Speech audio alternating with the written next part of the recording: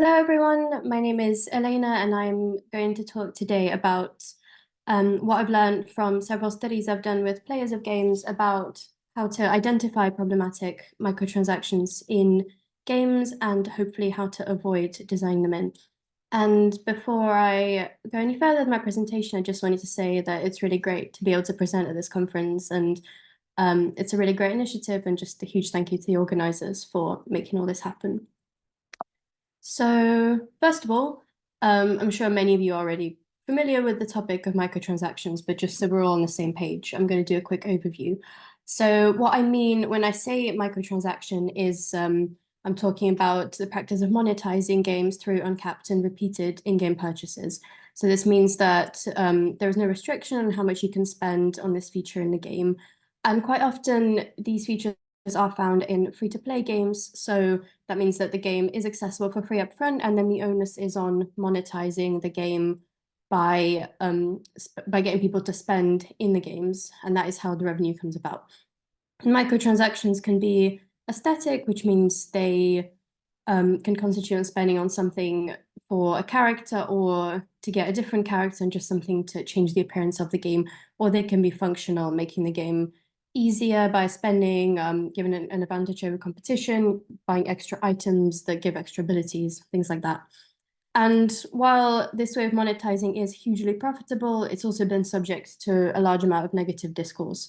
So microtransactions have been criticized for their parallels with gambling because the owner starts to kind of blur in a sense that both gambling and gaming in ways which include microtransactions, prioritize getting people to engage with the game and spend on the game kind of maximally. There's also ideas of dark patterns, which have been discussed in prior talks, and then also they've been criticized for being unethical for potentially exploring and manipulating players.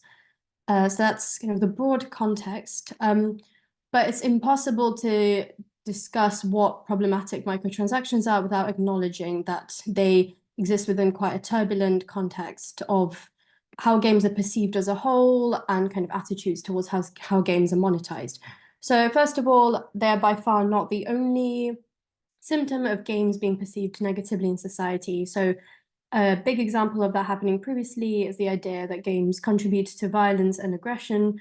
And even though there is kind of not really a consensus that that is the case, that games do contribute to aggression, and the literature has been criticized, it's still pretty entrenched in people's minds that this could be happening, that people's children might be playing violent games and then they grow up to be violent. So the damage is kind of there around gaming. Then this is all part of a bigger idea that screens are bad. So it's not just gaming, screen time is bad. If people are spending a lot of time scrolling, this is automatically a bad thing. And the positive context is kind of stripped away from that. And Amy Orban talks about that in the context of what she calls the Sisyphean cycle of technology. And as an example, people used to worry about the impact of radio. So it's clear to see, obviously, we don't worry about that now, but just anything new and technological causes concern. So also, it's important to acknowledge the distinction between PC games and mobile games. So traditionally, PC games were monetized in a different way. In many cases, you could spend a certain amount of money and then you'd have the game accessible to you forever, or you'd have it stored somewhere else, but you'd still be able to play it as much as you wanted. And that type of gaming is kind of seen as traditional gaming. And mobile gaming, on the other hand, is seen as more casual. Mobile gaming quite often ties into free-to-play gaming, which links to microtransactions. As I've already said, it's more casual, it's more easy to pick up and put down, it's more stretches. It doesn't involve the sort of notion of hardcore gaming that people might have in their minds as the right way to game. So as an example of this, the left review is a review of the Candy Crush Saga, which is obviously a hugely popular, successful mobile game. But the review on the PC gaming review website says what to play instead of Candy Crush Saga. So they're very much putting it down. But on the right, Touch Arcade, which often, reviews mobile games, they are focusing on the positive and talking about how it's redefined the meaning of success. And another example of this is a contrast between two free-to-play games, Fortnite and Harry Potter Hogwarts Mystery, both reviews in The Guardian. The one on the left talks about how talks very negatively about the game. The one on the right talks about how it's actually not addictive. It just combines many elements in a positive way. So there's clearly something at work here that's not just about the game. Another factor is this idea of the magic circle, which is traditionally conceptualized as a circle that's protected from anything outside of play, and linked to play in games. And it's been suggested in research that the reason that microtransactions are disliked is because people don't want to think about economic concerns when they're in this magic circle, and decisions having to be made throughout gameplay, specifically economic decisions, disrupt that, and the players become consumers. But other academics have written that this might not be a valid conceptualization in 2024, because technology has moved on and this is just how we game now. Games are made in this way, and we have to account for that. Next, I just wanted to touch on political leanings. So obviously, microtransactions and media and technology as a whole exist in a political context because regulation is influenced by the government. And I think it would affect how the industry is seen and how they're allowed to monetize and how they're perceived based on what political context this is happening in. So conservative governments might favor fewer restrictions. So for example, in the UK at the moment, we've got a self-regulatory approach that's been proposed. A more socialist government might want to have more involvement in the regulation of games and monetization as a whole, and those perspectives would presumably trickle down at least a little bit into how games are being talked about and conceptualized. And then finally, like many other things that are being researched in psychology, to be fair, the study of microtransactions has been criticized for the methods that they've employed. So quite a lot of the data has been obtained via self-report and cross-sectionally. So there's a lack of longitudinal research, although these studies are starting to emerge.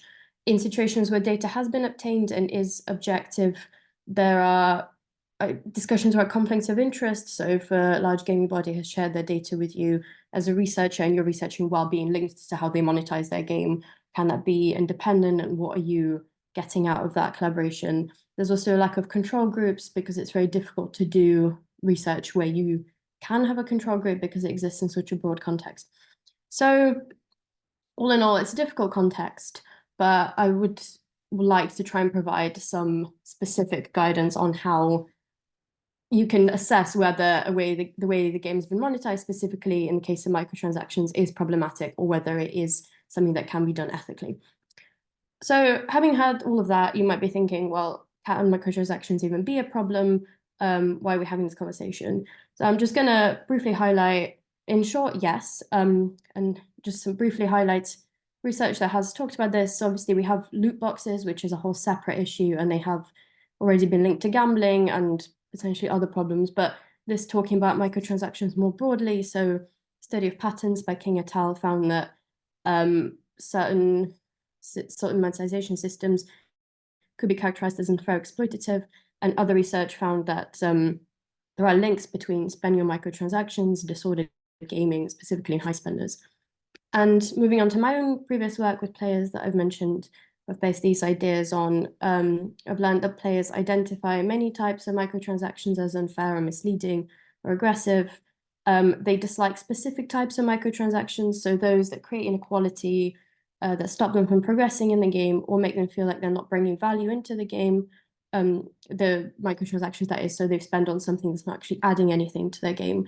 And some players may experience well-being problems connected to consistently playing games with microtransactions in them. So it's important to start thinking about how games can become safe spaces.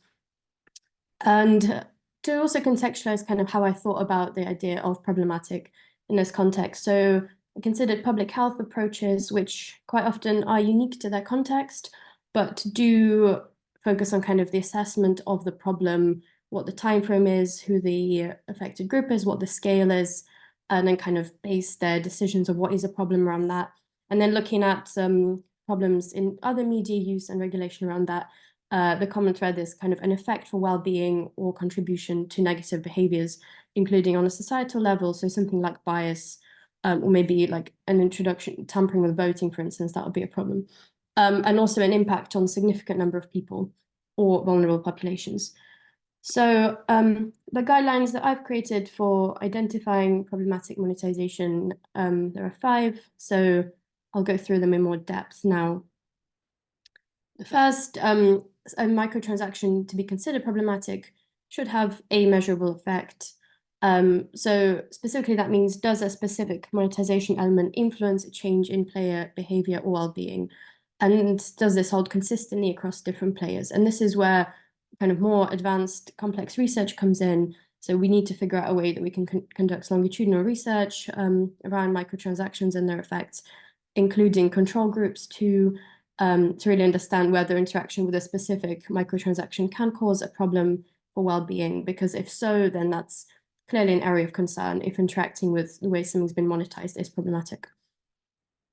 Second, if a microtransaction is creating a reduction in player autonomy in the game, I think this is a problem. So autonomy is a core need just in general, and players do express this around monetization specifically. They don't want to have their progress restricted. They want to be able to play a game that's been referred to as free to play without paying. And another question that's important to ask as well is, will the experience actually be worse without paying, even if they technically can progress in the game? And yes, reference Friedman's work here uses value autonomy in systems, and it's something that should be a core value when designing any system, and that includes games. Third, as I've already mentioned, you don't want to create a lack of value. You don't want people spending money on something that's not actually bringing anything of value to the player, because they will notice this and they will care. So a good question to ask is spending on this microtransaction going to bring something of value to the player, their experience? And another thing is, are they paying to avoid losing something, which is also not seen so positively, because you're paying to prevent something bad from happening rather than to improve your experience. Fourth, I think it's important that players and creators should agree that the specific monetization design element is actually present in the game and likely to be problematic. So for instance, on the right here, we've got a picture of the energy timer, so you can clearly see that you have to wait before progressing through the game, or you can refill it for in-game currency. But there are other cases where things are a bit more blurry. So for instance, players might think that in-game currency is problematic, but designers might argue that it's inherent to the game and its experience. So, but listening to both sides and coming up with a consensus can help work through this. And finally, I think it's good to minimize the information asymmetry between the product and the consumer. So obviously, it's good to have access to some player data to personalize their experience.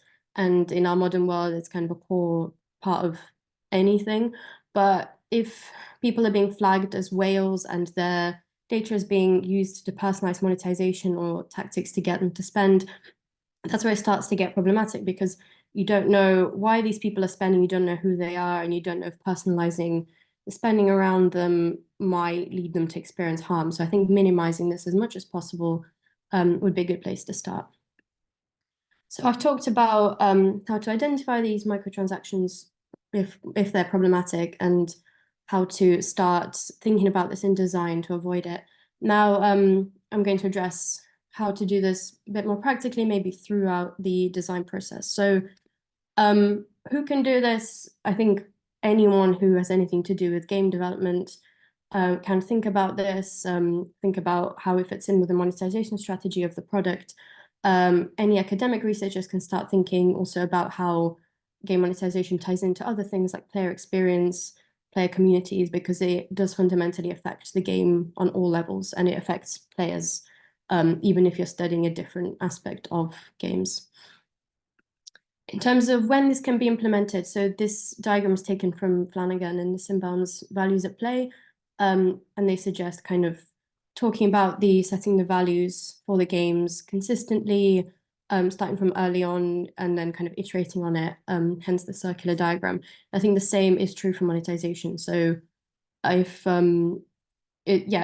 monetization isn't just something that's applied to a system once the game is done. It's not put on top of it. Quite often it's an inherent part of the design. So the earlier you start thinking about how ethical monetization can be implemented into the game, the better.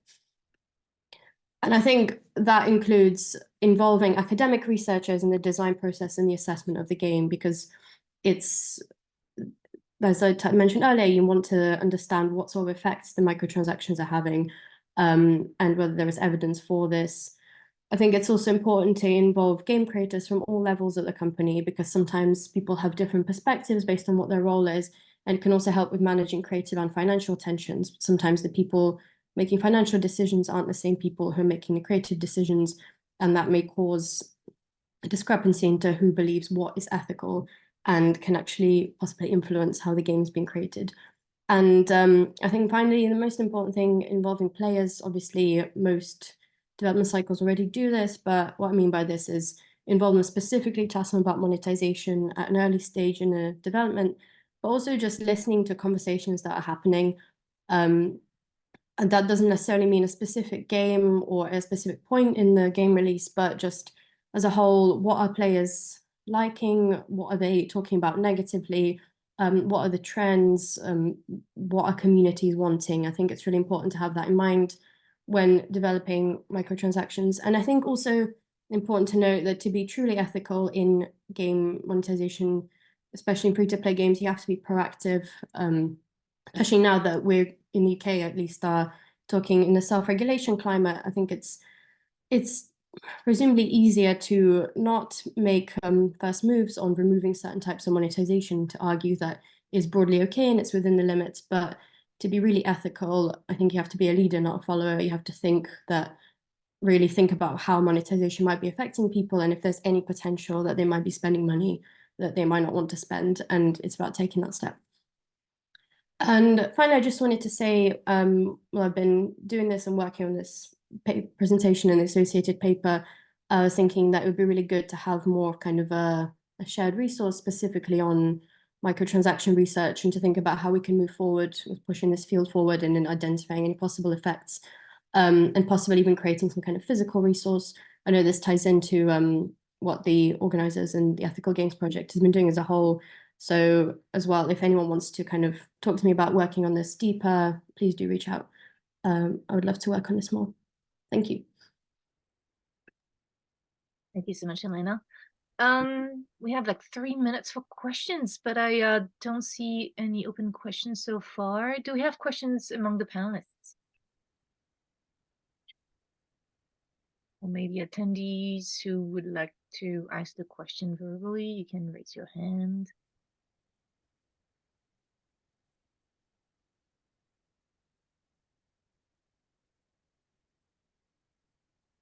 Any questions? All right, I'm gonna ask you a question. I had to still deal with different bright bugs. I didn't follow everything that you were saying. But so I'm gonna ask you a generic question. What do you think would be the next step for studios to improve, but more concretely, because being proactive can sometimes feel a bit abstract?